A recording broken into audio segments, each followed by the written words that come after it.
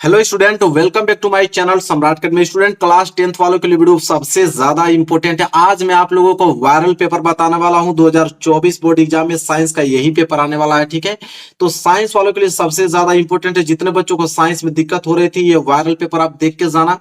Code आप लोगों का 824 FB पूरा सोल्यूशन में बताने वाला हूं। ठीक है, और इसमें आप लोगों को करना क्या मेरे प्यारे बच्चों, सबसे पहले आप लोग यहाँ पे जरूर अपना अनुक्रमांक लिख दीजिएगा और यहाँ पे अपना नाम लिख दीजिएगा। इसके बाद यहां से पेपर स्टार्ट होगा। ये पेपर बहुत ही ज्यादा वायरल पेपर है। ये पेपर आप लोगों के एग्जाम में आने वाला है 824 FB। ठीक है, अगर हम बात करें तो देखो 70 नंबर का यह पेपर है और इसको हल करने के लिए आपको समय दिया जाएगा 3 घंटे 15 मिनट का समय दिया जाएगा इस पेपर को हल करने के लिए। ठीक है, यहाँ पे कुछ नोट दिए हुए हैं कि प्रारंभ के 15 मिनट परीक्षार्थियों को प्रश्न पत्र पढ़ने के लिए निर्धारित है। मतलब 15 मिनट में इस प्रश्न पत्र को पढ़ सकते हो। और यह प्रश्न पत्र 2 खंड में विभाजित है। खंड अ में, दूसरा खंड ब में विभाजित है।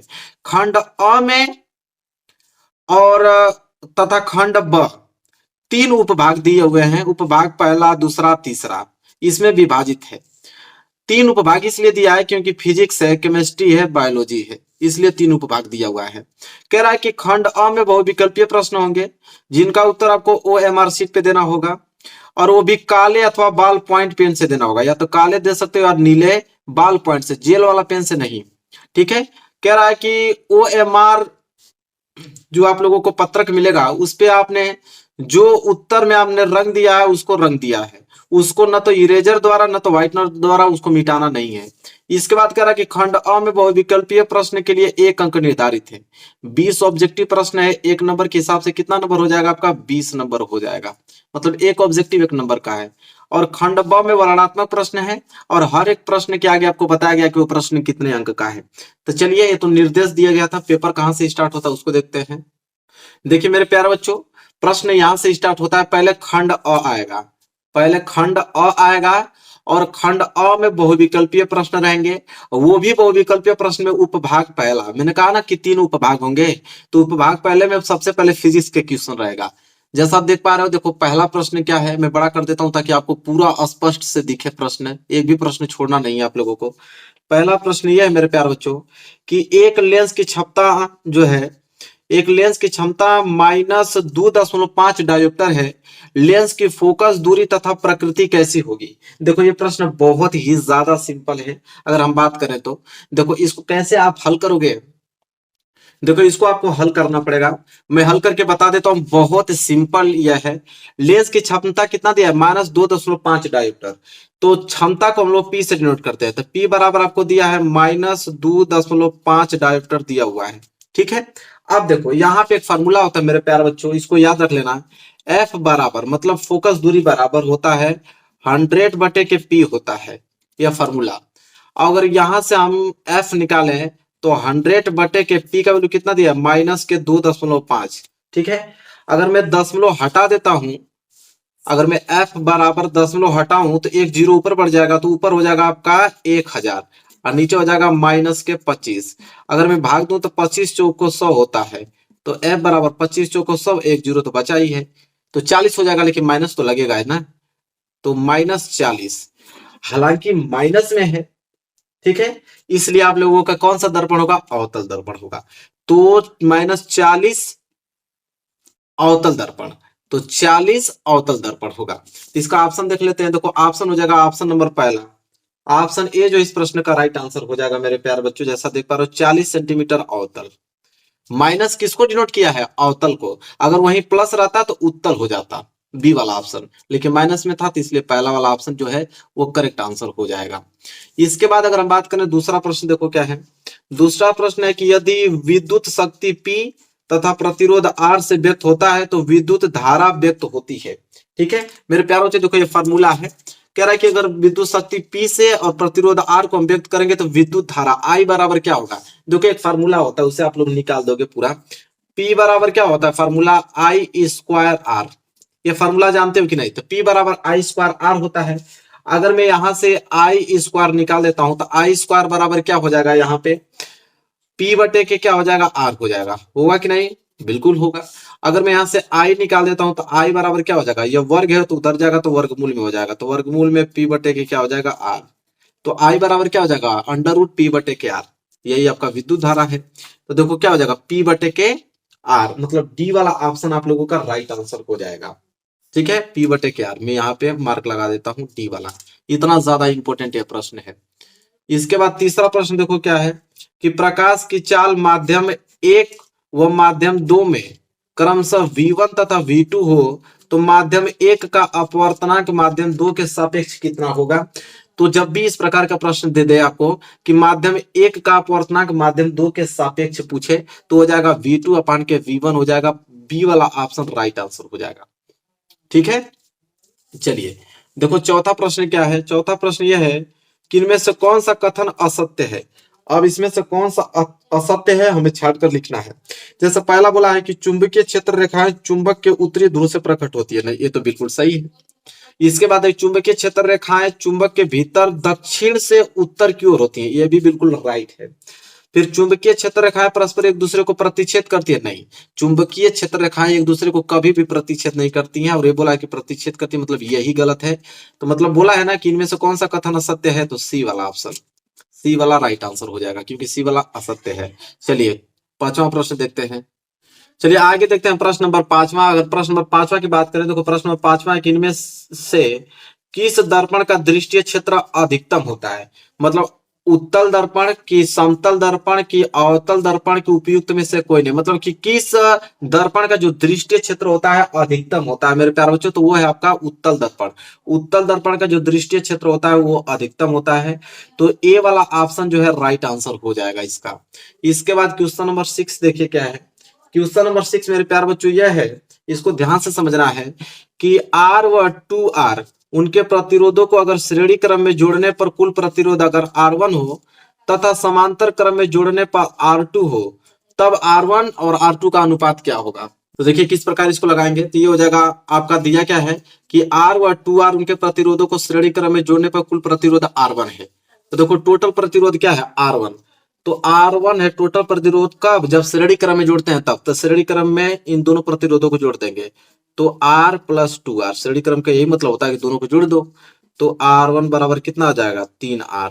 ठीक है, फिर कह रहा है कि इन्हीं प्रतिरोधों को अगर हम समांतर क्रम में जोड़ते हैं तो कुल प्रतिरोध R2 होता है। तो समांतर क्रम का फॉर्मूला क्या होता है 1/R2।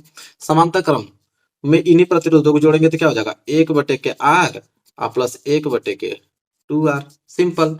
तो यहाँ पे हो जाएगा आपका 1/R2 बराबर, यहाँ से R2R कैल्शियम लोगे तो 2R, तो R से R कैंसिल 2 बच जाएगा, प्लस 2R से 2R कैंसिल तो 1 बच जाएगा। तो यहाँ से इसको हल करेंगे तो हो जाएगा 1/R2 बराबर 2 1 3 के क्या हो जाएगा 2R हो जाएगा। ठीक है, तो इसको जब हल करेंगे मेरे प्यार बच्चों तो क्या हो जाएगा 2R को गुणा जब 1 में होगा तो हो जाएगा 2R बराबर ये हो जाएगा 3 गुणे R2। और जब यहाँ हम R2 का वैल्यू निकालेंगे तो R2 बराबर क्या हो जाएगा 2R/3। तो यहाँ से तो R2 निकल गया, ठीक है, और यहाँ से आपका R1 निकल गया। हमको R1 और R2 का अनुपात ही तो पूछा है, तब जब यहाँ पे हम R1 और R2 का अनुपात लेंगे तो R1 कितना है 3R और R2 कितना है 2R/के कितना है 3। तो R से R कैंसिल और 3 को गुणा इस 3 में हो जाएगा तो R1/R2 कितना हो जाएगा, 3 को गुणा जब 3 होगा ऊपर तो 3 3 9 और नीचे 2, तो R1 और R2 का अनुपात कितना हो जाएगा 9/2। ठीक है, देखो दिया है ऑप्शन में देना ही चाहिए उसको। देखो बी वाला ऑप्शन जो है राइट आंसर हो जाएगा, R1/R2 बराबर 9/2। चलिए आगे अगर हम बात करते हैं अगला देख लो, सातवां क्या है कि धारावाहिक वृत्ताकार कुंडली में फेरों की संख्या n गुना बढ़ाने पर कुंडली के केंद्र पर चुंबकीय क्षेत्र बढ़ जाता है। ठीक है, तो देखो n गुना बढ़ता है कि n गुना घटता है कि n स्क्वायर गुना बढ़ता है कि अपरिवर्तित रहता है। देखो धारावाहिक वृत्ताकार कुंडली में अगर फेरों की संख्या n गुना बढ़ाने पर कुंडली के केंद्रों पर चुंबकीय जो क्षेत्र होता है वो n गुना ही बढ़ जाता है। ठीक है, मतलब जितना उसको बढ़ाएंगे उतना ये भी बढ़ेगा, जितना गुना उसको बढ़ाएंगे उतना गुना ही बढ़ेगा। तो n गुना बढ़ा रहे हैं तो कुंडली के केंद्र पर चुंबकीय क्षेत्र भी n गुना बढ़ता है। चलिए यहाँ से उपभाग दूसरा स्टार्ट हो गया, और उपभाग दूसरा मतलब केमिस्ट्री के क्वेश्चन आ जाएंगे। आठवां प्रश्न है एंटीमनी है। अब इनमें से एंटीमनी कौन है, धातु, अधातु, उपधातु कि मिश्र धातु। तो देखो जो यहाँ पे एंटीमनी है मेरे प्यारे बच्चों वो है आपका उपधातु। एंटीमनी क्या कहलाता है उपधातु कहलाता है, सी वाला ऑप्शन राइट आंसर हो जाएगा। 9 वाला प्रश्न देखिए, लेड नाइट्रेट का रासायनिक सूत्र। तो लेड नाइट्रेट का रासायनिक सूत्र मेरे प्यारे बच्चों क्या है, PbNO3 कि PbNO3 होल ट्वाइस कि PbNO2 होल ट्वाइस कि PbO। तो लेड नाइट्रेट का जो सूत्र मेरे प्यारे बच्चों होता है वो हो जाएगा आप लोगों का बी वाला ऑप्शन कि PbNO3 होल ट्वाइस। ठीक है, बी वाला ऑप्शन राइट आंसर हो जाएगा, लेड नाइट्रेट का सूत्र। इसके बाद देखो 10वां प्रश्न क्या है कि निम्नलिखित में से असंतृप्त हाइड्रोकार्बन है। तो असंतृप्त हाइड्रोकार्बन मेरे प्यारे बच्चों कौन है इसमें से, तो जो 1:2 का रेशियो बनाए उसे हम बोलते हैं असंतृप्त हाइड्रोकार्बन। तो इसको अगर बनाएंगे तो 2 एकम 2 2 3 6, 1:3 का बना दिया तो ये तो होगा नहीं। इसको देखेंगे तो 2 एकम 2 2 दूनी के 4, बिल्कुल बी वाला ऑप्शन सही हो जाएगा। C2H4 जो है वो आपका असंतृप्त हाइड्रोकार्बन है। इसके बाद 11वां प्रश्न देखो, प्रोपेनल में क्रियात्मक समूह है। तो प्रोपेनल में क्रियात्मक समूह है मेरे प्यारे बच्चों सिंगल बॉन्ड CHO एल्डिहाइड। ये वाला ऑप्शन जो है राइट आंसर हो जाएगा। इतने सिंपल सिंपल क्वेश्चन है। 12वां है कि एसिटिक अम्ल का IUPAC नाम है। तो एसिटिक अम्ल का IUPAC नाम क्या होता है, एसिटिक अम्ल, तो ये तो कभी नहीं होगा। एथेनोइक अम्ल होता है कि आपका मेथेनोइक अम्ल होता है कि प्रोपेनोइक अम्ल होता है। ठीक है, सबको मालूम है कि एसिटिक अम्ल का IUPAC नाम जो है एथेनोइक अम्ल होता है। बी वाला ऑप्शन जो है राइट आंसर हो जाएगा। इसके बाद 13वां प्रश्न देखो क्या दिया हुआ है कि एक तत्व के क्लोराइड का सूत्र जो है MCl2 है। एक तत्व के क्लोराइड का सूत्र MCl2 है। उसके अगर हम ऑक्साइड का सूत्र पूछें तो उसके ऑक्साइड का सूत्र क्या होगा मेरे प्यारे बच्चों, तो MO होगा। उसके ऑक्साइड का सूत्र क्या होगा, MO। बी वाला ऑप्शन जो है राइट आंसर हो जाएगा। इसके बाद उपभाग तीसरा देखो, उपभाग तीसरा में आ गया आप लोगों को बायोलॉजी का प्रश्न। क्वेश्चन नंबर 14 से स्टार्ट होगा। निम्नलिखित में कौन सा उत्पादक है, बताओ, चिड़िया, जंगली जानवर, पालतू जानवर की हरे पौधे। बताना है कि कौन सा उत्पादक है। तो उत्पादक मेरे प्यारे बच्चों कौन है, तो हरे पौधे। डी वाला ऑप्शन जो है राइट आंसर हो जाएगा, हरे पौधे। इसके बाद 15वां प्रश्न देखो, मटर के लंबे पौधे कैपिटल टीटी और बौने पौधे स्मॉल टीटी के मध्य क्रॉस करने पर प्रथम संतति पीढ़ी में मिलेंगे। अगर मटर के लंबा पौधा कैपिटल टीटी और बौना पौधा स्मॉल टीटी में अगर हम मध्य क्रॉस करा दें तो प्रथम संतति पीढ़ी में क्या मिलेगा। ठीक है, वेरी मोस्ट इंपोर्टेंट है। तो ये मिलेगा सभी लंबे पौधे, सभी लंबे पौधे मिलेंगे। ए वाला ऑप्शन राइट आंसर हो जाएगा, सभी लंबे पौधे। इसके बाद 16वां प्रश्न देखो, निम्नलिखित में से कौन सा जोड़ा प्रकाश संश्लेषण की अभिक्रिया में प्रयोग किया जाता है। ठीक है, तो प्रकाश संश्लेषण की अभिक्रिया में कौन सा जोड़ा प्रयुक्त किया जाता है मेरे प्यारे बच्चों, आपको बताना है। तो चलो देखते हैं। कार्बन डाइऑक्साइड तथा ऑक्सीजन, तो ऑक्सीजन तो होता नहीं भाई, तो ये तो वाला काम खत्म। ठीक है, जल एवं ऑक्सीजन। ठीक है, जल एवं ऑक्सीजन। तीसरा है जल एवं कार्बन डाइऑक्साइड, कार्बन डाइऑक्साइड एवं नाइट्रोजन। ठीक है, क्या होगा राइट आंसर मेरे प्यारे बच्चों, क्वेश्चन नंबर 16 का। ठीक है, तो देखो जल, जल तो होता है भाई, इसमें कोई सुनवाई नहीं। कार्बन डाइऑक्साइड CO2, ये दोनों मिक्स होते हैं। ये जोड़ा जो है वो आपका प्रकाश संश्लेषण में काम आता है। जल भी आता है, कार्बन डाइऑक्साइड भी आता है। ठीक है, तो सी वाला ऑप्शन बिल्कुल राइट आंसर हो जाएगा। ठीक है, चलिए आगे बात कर लेते हैं 17वां प्रश्न। देखिए 17वां प्रश्न मेरे प्यारे बच्चों क्या है, 17वां है कि समान एक लिंगी नर पुष्प में नहीं पाया जाता है। अगर समान एक लिंगी नर पुष्प में है उसमें क्या नहीं पाया जाएगा, वायदल, पंखुड़ी, पुंकेसर की वर्तिकाग्र।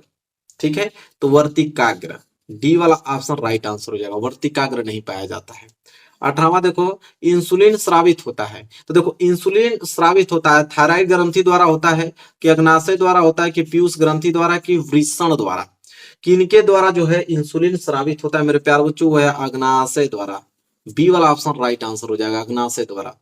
19वां देखो, जैव विकासवाद के सिद्धांत को प्रतिपादित किया था, मतलब जैव विकास जो सिद्धांत था उसको कौन प्रतिपादित किया था, चार्ल्स डार्विन ने किया था कि ग्रेगर जॉन मेंडल ने, अमृता देवी बिश्नोई ने किया था कि स्टनले एल मिलर ने किया था, मतलब कौन किया था।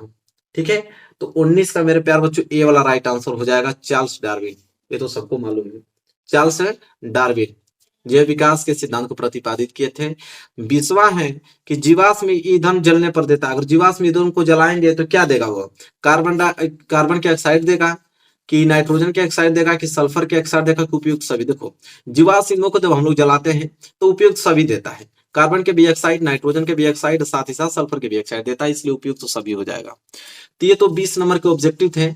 यहां से आपका खंड ब स्टार्ट होता है, वर्णनात्मक प्रश्न। इसमें भी उपभाग पहला आएगा, पहले फिजिक्स के क्वेश्चन आएंगे। देखो पहला प्रश्न क्या दिया हुआ है कि एक अवतल दर्पण से किसी वस्तु का आभासी प्रतिबिंब प्राप्त करने के लिए किरण आरेख बनाइए और इस दर्पण का कोई एक उपयोग लिखिए। देखिए बहुत सिंपल है, 4 नंबर किरण आरेख बताना है कि अगर किसी वस्तु को आभासी प्रतिबिंब देखना है तो हम अवतल दर्पण में किसी वस्तु को कहाँ रखेंगे, ठीक है। इसके बाद दूसरा है कि किसी प्रिज्म से श्वेत प्रकाश का वर्ण विक्षेपण का चित्र बताए। अब बताओ, ये तो इतना ज्यादा सिंपल है कि अगर प्रिज्म से प्रकाश की किरण जा रही तो 7 रंगों में विभक्त हो जाएगी, उनको वर्ण विक्षेपण बताना, उनके रंगों का नाम लिखना है। तीसरा है कि ओम का नियम क्या है, तो सबको मालूम है कि विद्युत परिपथ की सहायता से नियम को हमें सत्यापन करना है, 4 नंबर के लिए है ओम का नियम। चौथा है विद्युत चुंबकीय प्रेरण की घटना क्या है और इस घटना से संबंधित फैराडे के प्रयोग को समझाए। तो विद्युत चुंबकीय प्रेरण घटना बहुत इंपॉर्टेंट, ये टॉपिक आपको तैयार करना ही पड़ेगा। अगर ये नहीं आएगा तो अथवा करके एक ऑप्शन दिया हुआ है कि किसी परिनालिका में प्रवाहित विद्युत धारा के कारण उत्पन्न चुंबकीय क्षेत्र को चित्र द्वारा समझाइए, 6 नंबर। ठीक है, दोनों में से कोई एक ही कहना, लेकिन मैं कहूंगा कि सिंपल यही है, विद्युत चुंबकीय प्रेरण की घटना सिंपल है, आप उसको तैयार कर लेना, 6 नंबर मिल जाएगा। उपभाग दूसरा स्टार्ट होगा यहां से।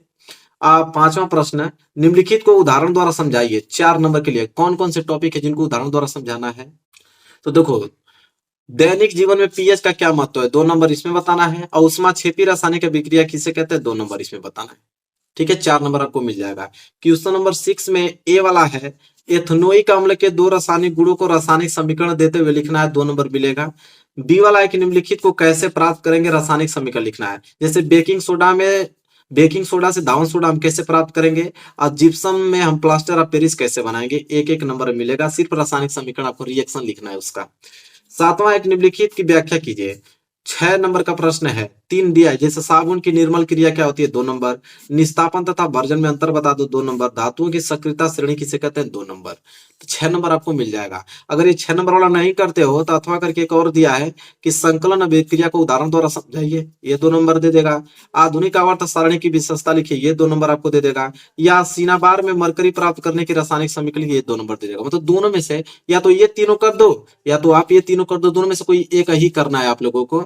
इसके बाद उपभाग तीसरा स्टार्ट हो गया, या इसमें जो है बायोलॉजी वाला प्रश्न रहेगा। जैसे प्रश्न नंबर 8वां स्टार्ट हुआ, इसमें आपको टोटल 4 प्रश्न दिए हुए हैं, एक एक नंबर। जैसे पादप में जाइलम का प्रमुख कार्य लिखिए, या शरीर के किस अंग में कॉपर टी को स्थापित किया जाता है, मेंडल ने किस पौधे पर अपना प्रयोग किया था, समझात अंगों के उदाहरण दे दिए। 4 प्रश्न है ना, तो एक एक नंबर के हिसाब से आपको 4 नंबर मिलेगा। इस बार प्रश्न नंबर 9 है कि मनुष्य के दोहरे परिसंचरण की व्याख्या कीजिए, यह प्रश्न अकेला ही आपको 4 नंबर देगा। इसके बाद 10वां में 2 प्रश्न है, संक्षिप्त टिप्पणी लिखना है। जैसे प्राकृतिक संसाधनों का संरक्षण क्या है, 2 नंबर। और पूर्णरूप भवन क्या है, 2 नंबर इसमें मिलेंगे। इसके बाद वृक्क में विक्राणु की संरचना का वर्णन कीजिए, यह कैसे कार्य करता है, प्रश्न नंबर 11 है कि वृक्क में विक्राणु की संरचना बताना, ये देखो 6 नंबर के लिए है। और ये कैसे कार्य करता है ये भी बताना है, तब जाके 6 नंबर मिलेगा। अगर ये प्रश्न बाई चांस भूल गए, नहीं आता है, तो अथवा करके एक ऑप्शन और दिया हुआ उसको आप कर सकते हो। तो ये कर लेना कि निम्नलिखित पर टिप्पणी लिखिए, स्वपोषी पोषण वातोत्सर्जन पुनरुत्थ भवन, 2-2 नंबर के हिसाब से 6 नंबर आपको ये दे देगा। बस पूरा पेपर का सोल्यूशन हमने बता दिया, यही पेपर है। ठीक है, मैं पेपर दिखा देता हूँ एक बार, फ्रंट पेज इसका, आप कोड वगैरह सब कुछ याद कर लो। यही पेपर है मेरे प्यार बच्चों, 824 FB। ये वायरल पेपर आप लोगों का, ये पेपर आपको जरूर एग्जाम में देखने को मिलेगा। पूरे प्रश्न को आपको तैयार कर लेना मेरे प्यार बच्चों। वीडियो को लाइक कर देना, चैनल पे नए तो चैनल को जरूर सब्सक्राइब कर लेना। मिलेंगे नेक्स्ट वीडियो में, तब तक के लिए धन्यवाद।